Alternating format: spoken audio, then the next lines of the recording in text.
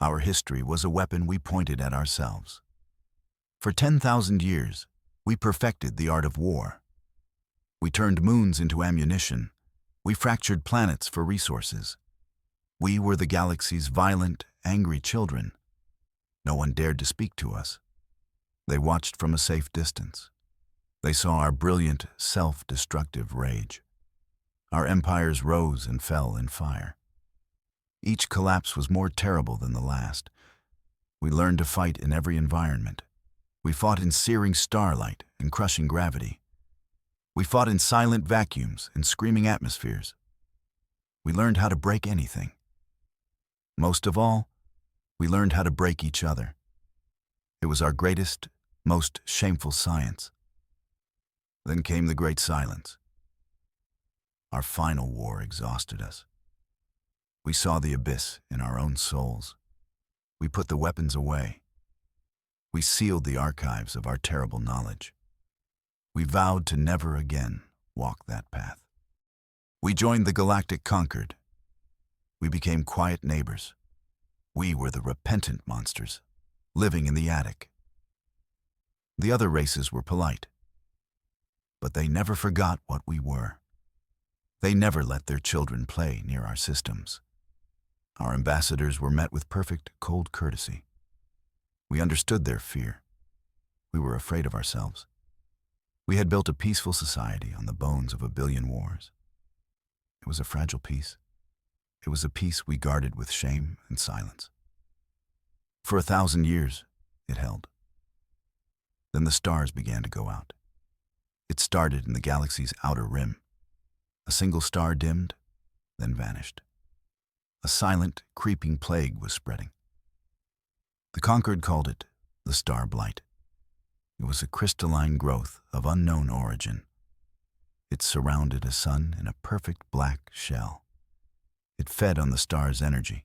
It grew thicker, stronger, and colder. It was utterly silent. We watched from our quiet corner of the galaxy. The blight was patient. It moved without fleets or armies. It had no leader to negotiate with. It had no demands to be met. It simply consumed light. Constellations we had known for millennia winked out. The night sky of a dozen worlds went dark. Fear, a feeling we knew well, returned to the galaxy. The conquered's greatest minds were helpless. Their sensors could not pierce the crystalline shell. Their probes shattered against its surface. The blight did not communicate. It did not react. It only grew. It was a problem of physics, a problem that could not be solved with words, a problem that was slowly, silently choking the life from the universe. The blight reached the inner systems. It chose a bright, young star, a star that warmed 70 inhabited worlds. The shell around it formed in a single cycle. 70 worlds faced a slow, cold death. The light of their sun was fading. Their pleas for help echoed across the Concord network. The time for elegant theories was over. Action was needed. The Galactic Concord was an alliance of ancient races. They were artists, philosophers, and scientists. Their technology was subtle and powerful. It was designed to create, not to destroy. They believed any problem could be solved with reason. They had never faced a problem like the blight. Their beautiful solutions were about to fail. They sent their finest ships. These vessels were marvels of engineering. They moved through space like silver fish. They fired beams of coherent energy. The beams were designed to slice, to weld, to build. They struck the blight's shell. The light splashed across the black crystal. It was a beautiful, useless display. The shell did not even scratch. The darkness only grew. They tried harmonic resonance fields. These fields could soothe angry stars. They could gently nudge planets into new orbits. They wove intricate patterns of sound and light. The shell remained silent and inert. It absorbed their gentle efforts without a tremor. The Concorde's finest minds were baffled. Their tools of creation had no effect on this perfect negation. They grew desperate. They used antimatter charges, tiny, precise explosions designed to demolish asteroids. The blasts were pinpricks of fury against the shell. The crystal flickered, then stabilized. It seemed to learn from the attack. The composition of the shell shifted. It became even more resistant. Their elegant failures had only made the problem worse. The 70 worlds grew colder. We watched the Concorde's failure. We saw their growing despair. Our oldest instincts began to stir. We knew this enemy, not its shape or origin, but its nature. It was a wall, a problem that did not want to talk, a problem that only understood force. Our ancestors had been masters of such problems. We knew what had to be done. Our ambassador requested an emergency session. The entire Concorde Council gathered. The chamber was a sphere of calm light. The council members were beings of energy and grace. They floated in their designated spaces. They radiated an aura of ancient wisdom. We stood on the central platform, a solid, awkward presence in their ethereal world. Our shame felt heavy in that room. We offered them a solution from our dark and violent history. We did not use elegant words. We spoke of brute force. We spoke of physics applied without finesse. We told them we could break the shell. We told them how. The council heard our proposal in absolute silence. The calm light of the chamber seemed to flicker. A being of pure thought projected its horror. It called our plan an abomination. It said we wanted to answer darkness with greater darkness. A Silicon elder, whose people built cities like mountains, trembled. It accused us of trying to resurrect our monstrous past. They saw our solution not as a tool. They saw it as a sin. They looked at us, and they saw the ghosts of our ancestors. But the delegates from the 70 worlds were desperate. Their light was dying. Their people were freezing. They did not care about our past. They cared about their future. They asked us a simple question. Could we do it? We looked at the horrified elders. We looked at the desperate young races. We gave them our answer. Yes. The silence that followed was deeper than the space between stars. The vote was taken. It was a vote that would change the galaxy forever. The elders abstained in silent protest. The younger races voted with desperate speed. The motion passed. We were authorized to proceed. We had their permission. Now, we had to unseal our own tomb. We had to awaken the weapons we had sworn to forget. The sins of the father were now the only hope of the child. We returned to our home system. We traveled to the dead moon we called the Archive. It was a place of eternal shadow, a monument to our past sins. The vaults were buried deep beneath the surface. They were sealed with every technology we knew. They were designed to never be opened. We began the long, solemn process of unsealing them. The galaxy was about to learn why we were so quiet. The outer doors were thick with warning labels. Dead languages screamed of poisons and curses. We bypassed them. The inner systems required a council of our own elders. They had to authorize the release codes. Their hands trembled as they did so. They were breaking a sacred vow, a vow that had kept us sane for 1,000 years. They did it with tears in their eyes. Inside, the air was cold and still.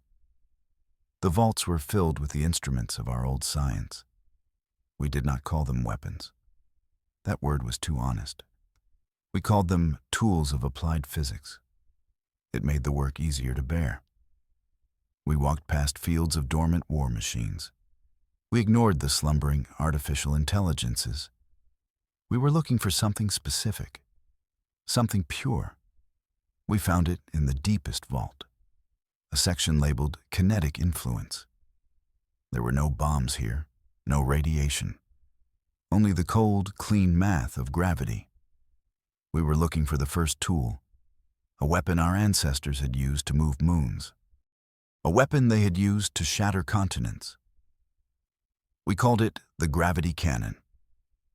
It was time to show the Concorde what real force looked like. The Concorde's observers arrived in their graceful ships. They kept a respectful, nervous distance. We showed them the first tool. The gravity cannon was not a sleek device. It was a brutal collection of rings and conduits. It hummed with contained power. It looked like a machine designed by a blacksmith, not a scientist.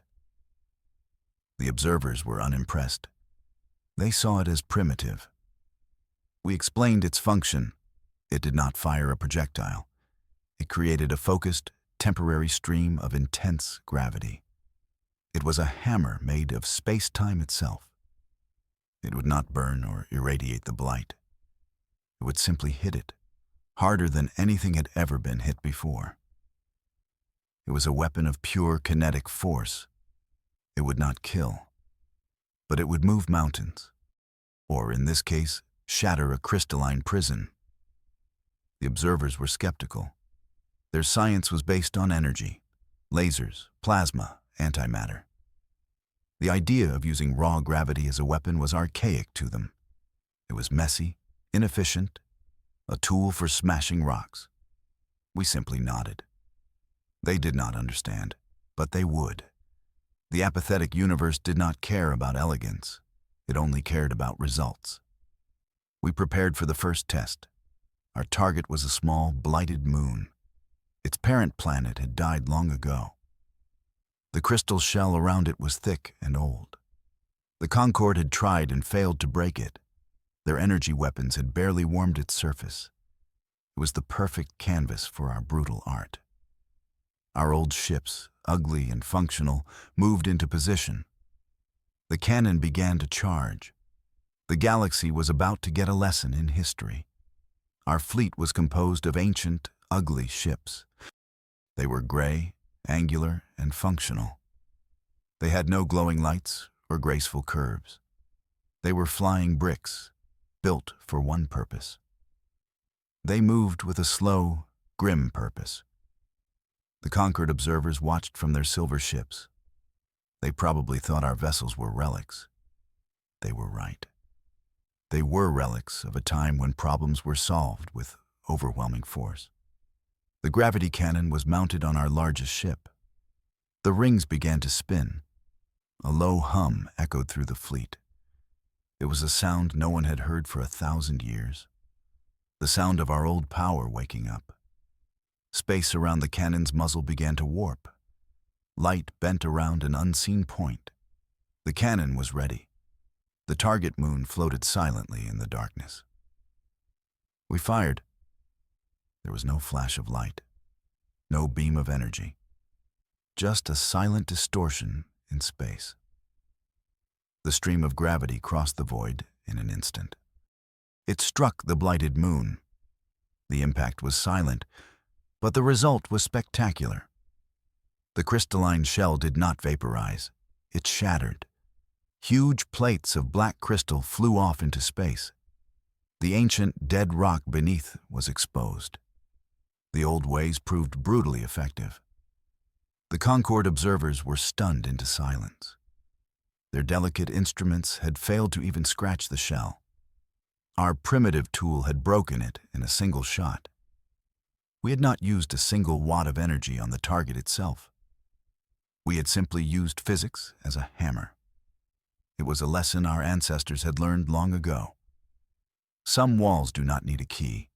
They need a battering ram. The first stone had been thrown at the darkness, and the darkness had flinched. The blight was not a mindless force. It was a complex, adaptive system. It learned from our first attack. The crystalline shells around other stars began to change. Their lattice structure became more flexible. It was designed to absorb kinetic impacts.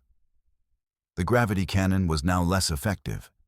It could crack the shell, but it could not shatter it. We had won a battle, but the Blight had already adapted for the next one. We returned to the conquered council. The mood had changed. The horror was gone. It was replaced by a new, wary respect. We had shown them that our old ways worked. Now, we had to tell them it was not enough. We needed a new tool. A tool from a deeper, darker vault in our archive. We told them about the Sun Hammer. The name itself caused a stir in the chamber. It sounded like a weapon of mass destruction. A planet killer. The elder races began to murmur in their strange languages. We held up a hand for silence. We explained that the name was a product of our ancestors' dramatic flair. The tool was not a bomb. It was something far more precise and far more powerful. The Sun Hammer was born from the heart of a star. Our ancestors had perfected stellar fusion, not just for energy but for industry. They could create and collapse miniature suns at will. The Sun Hammer was the ultimate expression of that science. It was an instrument designed to deliver the focused energy of a star. A single, perfect blow of incredible force. We had to forge this new key. We had to build it again. The Concord granted us permission. Their fear was now outweighed by their desperation. We returned to the archive. This time, we went to a vault sealed with even greater warnings. The air inside hummed with contained energy. The walls were lined with power conduits that had been dormant for millennia. We were waking up the heart of our old war machine, a tool to strike the heart of a star. We began construction. It was not a weapon of mass destruction. We had to be clear about that. It was an instrument of focused, cosmic percussion. It did not create a wide, messy explosion. It generated a single, directional pulse of resonant energy. The pulse was tuned to the specific frequency of the Blight's new crystalline structure. Think of it like a singer shattering a glass with their voice. But our voice was a collapsing star, and the glass was the size of a solar system. The components were ancient and huge. We pulled them from their dormant cradles. Our engineers, raised in an era of peace, had to learn from old schematics. They were working with forces they could barely comprehend. The core of the device was a containment field of impossible strength. It was designed to hold a star. The focusing lens was a single, perfect crystal grown in zero gravity. It was the most complex thing we had ever built. As we worked, the Concord watched. Their scientists analyzed our every move. They were trying to understand our brutal science. They saw the raw power we were commanding. They saw the casual way we handled forces that could unmake worlds. Their respect grew. But so did their fear. We were not just building a tool. We were reminding the galaxy of the monsters we used to be. The monsters we might become again. The Sun Hammer was complete. It was not a beautiful object. It was a dense, complex sphere of machinery. It pulsed with a slow, deep rhythm, like a sleeping god's heart. It was a key designed to unlock a sun from its crystalline cage. Now, we had to explain to the Concord how we planned to use it. It was not a simple matter of pointing and shooting. It was part of a larger, more terrible plan. We called our plan the Symphony of Ruin. The name did not help our case with the elders. We presented it to the full Concord Council. We showed them a sequence of brute force attacks, a carefully choreographed dance of destruction. It was designed to save the 70 worlds. But it would be the most violent act the galaxy had seen in 1,000 years. The first movement would be the gravity cannons. Not one, but a dozen. They would fire in a precise sequence. Their overlapping gravity waves would create deep fractures in the Blight's shell. They were the percussion section. setting the rhythm for the destruction to come. They would weaken the target, prepare it for the next stage. The second movement involved resonance torpedoes, another tool from our archives. They did not explode. They burrowed into the fractures created by the cannons. Then, they would begin to vibrate. They would broadcast a low-frequency hum, a hum designed to widen the cracks, to turn small fissures into massive canyons. They were the string section, creating a tension that had to be resolved. The final movement was the sun hammer, the grand finale. It would be towed into position, aimed at the weakest point in the fractured shell. It would fire its single, perfect pulse. The resonant energy would travel through the weakened crystal. The entire shell would vibrate at its breaking point. Then, it would shatter. Instantly, completely. The star would be freed in a single, silent flash of light. A symphony of ruin, ending in a crescendo of creation. The council was silent for a long time. Our plan was audacious. It was brutal. It was also their only hope. The cold equations supported our claims. The models showed a near-perfect chance of success. But the numbers could not measure the fear in that room. We were asking them to sanction a level of violence they could not comprehend. We were asking them to trust the monsters. The debate that followed was bitter. A council divided. The elders spoke with passion. The luminous, a race of pure energy, warned of the consequences. They said our methods would leave a scar on the galaxy. Not a physical scar, but a spiritual one.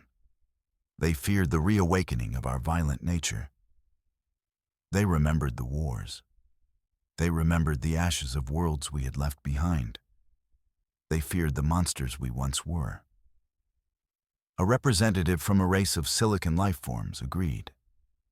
Their people built things to last for eons. They saw our plan as a blasphemy against order, an act of cosmic vandalism. They argued that there must be another way, a more patient, more elegant solution. They pleaded with the council not to unleash our terrible power. They saw us as a cure that was worse than the disease. But the young races saw things differently. The delegate from the dying 70 worlds spoke. His voice was filled with cold desperation. He said his people did not have time for patience. Their sun was guttering out. He did not care about spiritual scars. He cared about the survival of his species. He looked at us not with fear, but with hope. He saw the saviors we could be. Another young ambassador, from a race of avian explorers, echoed his words. They were a pragmatic people. They saw the blight as a lock. They saw us as the key. They argued that the Concorde's fear of our past was blinding them to the future, a future where all the stars went out. They urged the council to trust us, not our nature, but our results. The choice was clear: a terrible solution, or no solution at all. The vote was called. The fate of the galaxy hung in the balance. The vote was closer this time. The arguments of the elders held great weight, but the desperation of the young races was undeniable. The final tally came in. The motion passed by a single vote. We had our mandate. We were to assemble the old fleet. The symphony of ruin was about to begin. The galaxy held its breath. The monsters were being unleashed. The old fleet assembled in the void. Our ancient warships moved with grim purpose. They emerged from dusty shipyards. They rose from the oceans of forgotten worlds. They were not beautiful. They were built from gray metal and cold fury. Their engines burned with a raw, uncontrolled power. The Concorde fleet watched them gather. A fleet of silver artists watching an army of iron blacksmiths. Our ships formed up around the sun hammer. They were its guardians, its escorts. 12 heavy cruisers carried the gravity cannons. Dozens of smaller ships carried the resonance torpedoes. It was a fleet built for a single, terrible purpose. This was a dance they were built for, a brutal ballet of applied physics. Our crews were the descendants of warriors. The old instincts were waking up in their blood. We traveled to the dying star system. The journey was silent. There was no celebration, no bold speeches, just the quiet hum of ancient machinery. The crews performed their duties with a focused calm. They were professionals. They were the inheritors of a terrible legacy. They understood the weight of their task. They were not just saving a star. They were showing the galaxy who we were. We arrived. The blighted star was a sphere of perfect blackness. It was a hole in the universe. Around it, 70 worlds were slowly freezing. Their final, desperate messages filled the comm channels. We took our positions. The conquered fleet formed a wide perimeter. They were here to observe, to witness the terrible masterpiece we were about to create. Our conductor raised his baton. The symphony was about to begin. The gravity cannons fired first. 12 silent hammer blows struck the shell. The black crystal shuddered.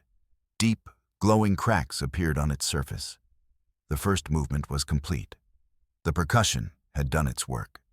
The target was weakened, vulnerable.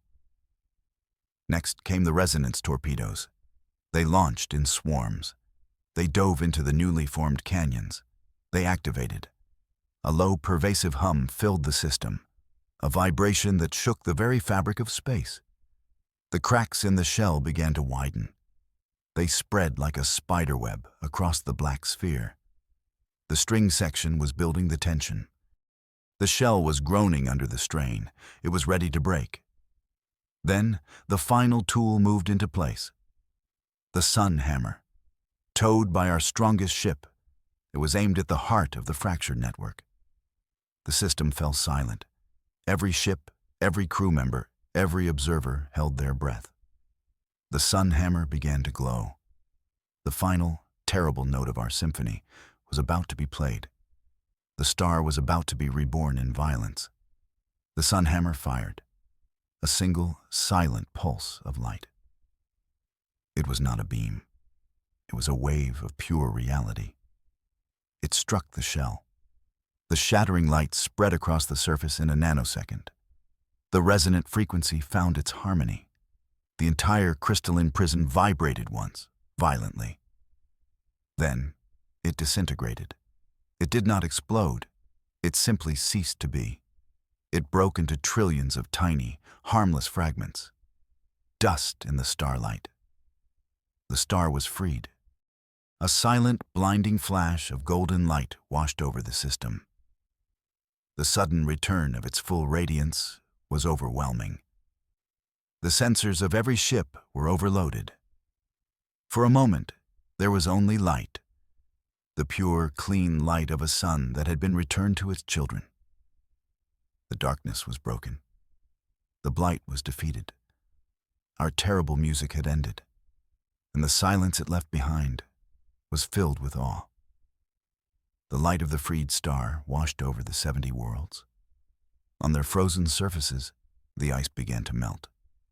Their skies turned from black to gold. A wave of celebration erupted across the system. Cheers of joy and relief flooded the comm channels. They were saved. Their long night was over. The galaxy watched our brutal masterpiece save them. But their joy was mixed with something else. The Concord Council watched the recordings. They saw the raw, focused power we had unleashed. The perfect, violent choreography of our fleet. The undeniable effectiveness of our methods. They saw us break a problem they could not even scratch. They saw our strength. And they were afraid. They owed us their survival. But they looked at us with a new, terrible awe.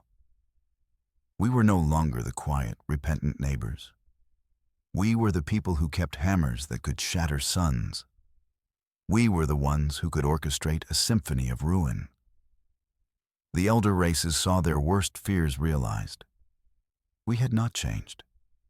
We had simply been sleeping. The young races saw their saviors. But they also saw the terrifying price of that salvation. We had saved them, but we had also shown them how small and fragile they were. We had become a necessary terror. There were no parades for our fleet, no medals for our crews. We were thanked, formally and politely. Then we were asked to take our old ships and go home. They did not want these brutal tools in their space. They did not want these grim reminders of what was needed to keep them safe. We understood. We had opened a box they never knew existed, and now they wanted us to close it. But some boxes, once opened, can never be fully shut again.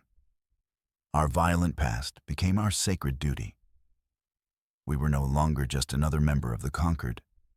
We were its shield, its final, desperate solution. We became the keepers of the hammer, the guardians of the terrible tools. When gentle hands and elegant minds failed, the galaxy would call on us. It was not the future we had chosen for ourselves, but it was the one we had earned. We accepted our new role. We maintained the old fleet. We kept the archives open, not with pride, but with a sense of solemn responsibility. We were the wall against the ultimate darkness, the monsters who hunted other monsters. The galaxy slept more soundly, knowing we were on watch. But they never again invited us over for dinner. They knew that sometimes, to open a stubborn jar, you need a hammer. You just hope it does not break the whole table.